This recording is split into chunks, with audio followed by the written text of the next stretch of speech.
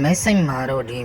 မာတာအခုလိုစတဲ့ကြောင်းပေါ်လာတယ်ဗောနော်ဒီမှာဆိုမာတာပေးအား update တဲ့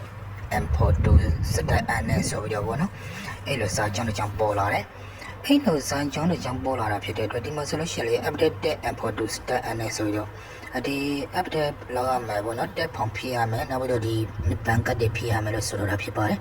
အဲ့လိုဒီမှာဆိုလို့ရှိရင်ပိတ်စံလေးလုံလုံလောက်ရသေးတာမဟုတ်တဲ့အတွက်ကောတော့မဖြည့်သေးဘူးဗောနော်နောက်ပြီးဘယ်နိုင်ငံကိုရွေးရမလဲဆိုတော့နည်းနည်းလေးစိုင်းစားနေတာဗောနော်အဲ့လိုဖြစ်တဲ့အတွက်မဖြစ်သေးဘူးဗောနော်ဒီမှာဖြစ်ဖို့တဲ့အတွေ့အကြုံရှိတဲ့တန်တဲ့ရှမိုက်ဆိုတွေပါလို့ရှိရလေအားလုံး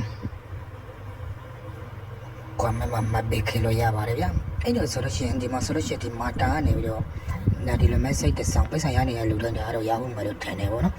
မနေ့ကစတာပွက်တာနဲ့ဒီလိုလောက်လိုက်တာဒီရှက်ပဲဒီ update တဲ့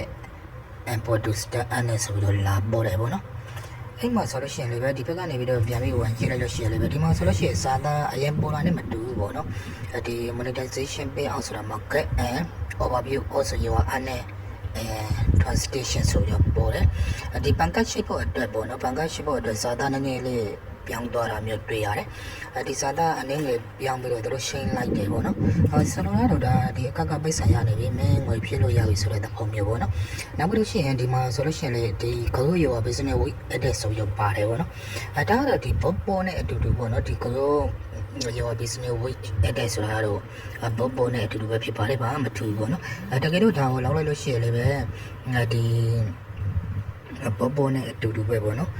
ဒီဘောပေါ်လိုပဲပိတ်ဆံပေးရတယ်ဗောနော်ဒါဆိုလို့ရှိရင်ဒီ business အတွက်ဗောနော်ဒီမှာဒီ business လို့ပြောထားတာဖြစ်တဲ့အတွက်ဒီအခု2025မှာသူ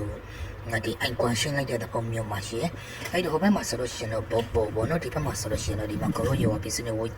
ads ဆိုပြီးတော့ဗောနော်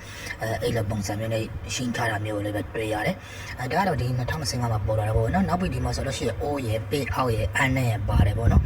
ဒါတော့ဒီအခုပေါ်နေတဲ့ icon ရဲ့စတိုင်လေးကိုလာပြပြပေးတာဖြစ်ပါတယ်ဗျာ